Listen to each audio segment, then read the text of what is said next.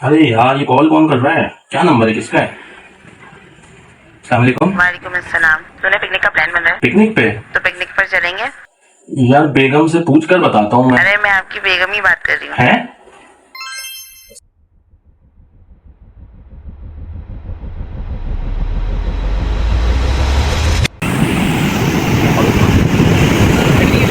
मैं हूँ मुबारक विलेज पर और ये मुबारक विलेज का पानी इतना साफ़ सुथरा है। अरे इनको शुरू से बताओ, इनको क्या पता। हाँ, शुरू से शुरू करते हैं। चलो पिकनिक पर चला जाए। चलते हैं भैया, सामान डाल दिया, हमारा काम पूरा हो गया। और हमें जाना कहाँ है? ये देखिए भैया, ओए समझ गया, समंदर किनारे। चल। तो आगाज़ ऐसे हुआ कि दो कज़न ने मिलकर मैसेज किया और सब ने उस पर हाँ भरी और खूब डिस्कशन हुई। उसके बाद ख़वातीन अपनी शॉपिंग की तरफ चली गई और मर्द हज़रात अपनी शॉपिंग की तरफ। उसके बाद एक नोट पैड पर सारी प्लानिंग की गई। उर्दू की लिखाई देखकर अंदाज़ा तो हो गया होगा कि ये किसी ट्यूशन पढ़ाने वाले उस्तानी जी ने लिखा होगा। हैंडल है हैंडल। घबराइए मत, पिकनिक के एक्साइटमेंट पे दिमाग ऐसा ही हो जाता है, नॉर्मल है।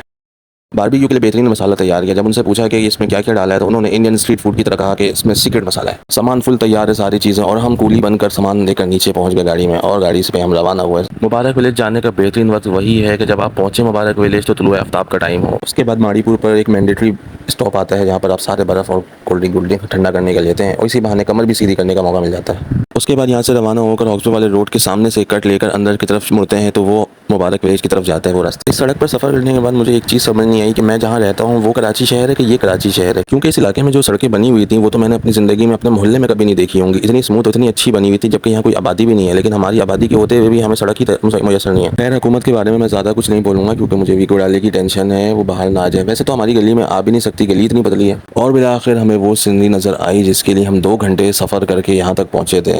वहाँ पहुँच कर जब पानी का नज़ारा किया तो पानी इतना साफ़ था कि इतना साफ़ तो हमारे घरों में लाइन में भी और ना ही टैंकर में आता है। लोगों की तादाद देखकर तो बस यही हुआ कि इतनी परफेक्ट जगह, परफेक्ट स्पॉट कैसे लोगों को अभी तक नहीं पता है। लेकिन चलो, अच्छी बात है, नहीं पता तो हम तो एंजॉय करेंगे। लेकिन बस दिल में ये भी ख्याल है कि काश के घर से कपड़े ले आता तो यहाँ पे कपड़े भी धो सकते थे गंदे वाले। अभी इन्हीं सब सोचों में गुम थे और पानी में जाना ही चाहते थे कि मिट्टी के अंदर से कहाँ से केकड़ा निकल आया और इसकी हालत ख़राब हो गई। हमें भी देख के और हमारी हालत ख़राब हो गई इसको देखकर, दोनों की सेम ही हालत थी। ख़वातीन ने चीख चीख कर नाक में दम कर दिया। उनको 4 किलोमीटर दूर से ही दिख गया था कि पानी बहुत तेज़ है। उस वजह से हमें फिर साइड में बैठ के बस ऐसी बाल्टी से ही नहाना पड़ गया हमें पानी ले लेके। यहाँ पे मुझे हेरा फेरी मूवी का राजू का डायलॉग भी याद आ गया कि इनको अगर सोने का लोटा भी दो तो उस पर भीख ही मांगेंगे। खैर, फिर नहा धोकर थोड़ा थक गए तो फिर कबाब बनाने की बारी आई। उसमें तिक्के के लिए बोटियाँ सीखों में डाली और थोड़ा सा करंची छोड़ने के लिए उसमें रेत भी शामिल किया। समुद्र पर जाए फुटबॉल ना खेले और वो भी फीफा वर्ल्ड कप के तौर पे, तो ऐसा कैसे हो सकता है। और इत्तेफाक है कि वहाँ पर तो बलोचों ने अपने झंडे भी लगाए हुए, अर्जेंटीना के, फ्रांस के, जर्मनी के, इसके उसके, हर किसी के, पाकिस्तान का नहीं था बस। खैर, जब वापसी का टाइम शुरू हुआ तो फिर हमने देखा जहाँ पर गिने चुने लोग थे अब वहाँ पर सिर्फ गिनी चुनी जगहें रह गई थी जहाँ मतलब बैठ सकता था। इतना रश लग गया कि पता नहीं कहाँ से सारी आवाम उठ के आ गई थी। लेकिन अच्छी बात है, अच्छी जगह, साफ सुथरी जगह आवाम को आना चाहिए। और फिर दिन रश में हमने आखिरी डुबकियाँ लगाई और फिर वहाँ से निकलने की तैयारी की और हम वहाँ से शाम के 5 बजे वापसी के लिए निकल गए।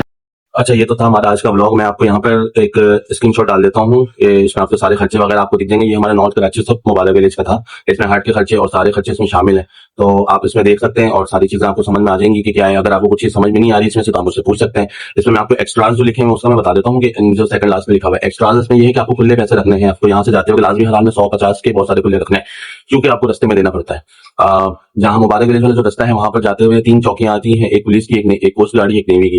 तो हालांकि कोई पैसे नहीं बनते उसके, लेकिन आपको पैसे फिर भी देने हैं। पुलिस वालों को सिर्फ देना होता है बस, ठीक है।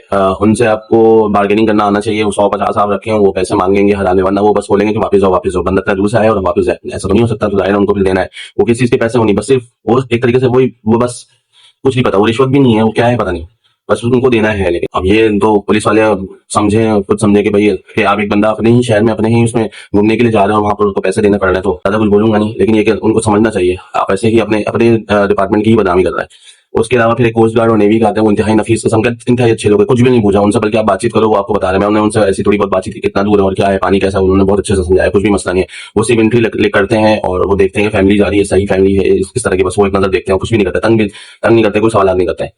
बस के अलावा बस ये आपको, और एक आखिरी पे जाके आपको एक मुबारक विलेज की जैसी साइड पर एंट्री होने वाली होगी, वहां पे भी जो है वहां के मकामी जो है वहां पे पैसे दे रहे हैं। किस चीज के पैसे पता नहीं, मतलब एंट्री के पैसे। समुद्र में एंट्री के कौन से पैसे होते हैं भाई, ये तो पब्लिक प्लेस है, यहाँ पे एंट्री के कौन से पैसे ना। वहां पे आपको कोई पार्किंग सहूलत मिल रही है, सेफ्टी का कुछ नहीं है, कुछ भी नहीं है। हट हमने खुद करना है, हट वाला खुद पार्किंग की जगह दे रहा है, सब कुछ वहां पे करना है। तो फिर वो किस चीज के पैसे कुछ पता नहीं, बस वहां पे देने हैं, वरना एंट्री नहीं होगी। तो ये है कि भाई जो हुकूमत में बैठे हैं उन्हीं को ही हम कह सकते हैं कि भाई वो देखें जरा कि ये क्या चल रहा है वहाँ पे।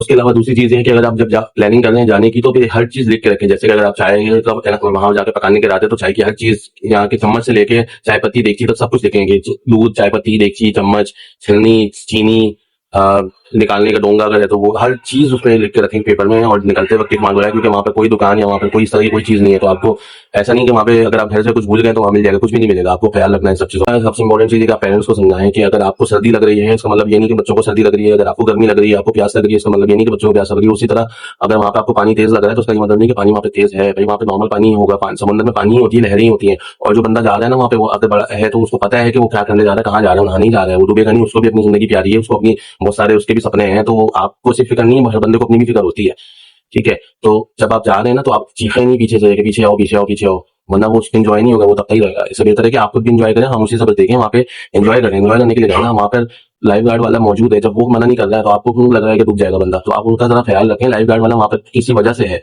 वो वहाँ पर ख्याल रखने के लिए है, वो हर किसी को देख रहा है। वो खुद बोले आगे थोड़ा सा चले जाओ, आगे थोड़ा चले जाओ, तो आपके पीछे से चीख रहे हैं नहीं पीछे आओ पीछे आओ। तो जरा वहाँ पे सब्र रखें, पेरेंट्स को समझाएं कि भाई आप भी वहाँ एंजॉय करें और दूसरों को भी करने दें। चीखे चिल्लाए नहीं, अपना गला नहीं खराब करें। जिसको नहीं रुकना होगा वो वैसे ही नहीं रुकेगा, आप जितना भी रोक लो। जिसको आगे जाना होगा वो चला जाएगा, आपके रोकने से नहीं रुक रहा है कोई। अगर उसको जाना भी होगा तो वो अकेले भी जा सकता है दोस्तों के साथ। तो आप थोड़ा सा समझें और एंजॉय करें, दूसरों को भी करने दें। खैर ये था कुछ डूज एंड डोंट्स जो मुझे समझ में आया, मैंने बता दिया है। बाकी अगर आपको कुछ मजीद जानना है तो आप मुझे कमेंट कर सकते हैं, मुझे डीएम में मैसेज कर सकते हैं। आप जो भी पूछना चाहें वो सब मैं बता सकता हूँ। और अभी से ये है कि सीजन है अभी, बहुत थोड़ा रश है, वरना मुबारक में इतना रश नहीं होता। आप अभी अगस्त सितंबर अक्टूबर में जब भी जाएंगे आपको इनके ही खाली मिलेगा, शायद अपने ही घर के लोग मिले और 2-4 मछलियाँ मिल जाए, बस इस तरह का होता है। तो कुछ जानना हो तो आप मुझे बताएं, और अगर वीडियो पसंद आई तो like comment share subscribe follow सब कर लें, और कुछ कमी है तो मुझे वो भी बताएं कमेंट में कि क्या बेहतर करूंगा, ठीक है। चलें मिलते हैं इंशाल्लाह कुछ नए ब्लॉग के साथ, और तब अपना ख्याल रखें। अल्लाह हाफिज।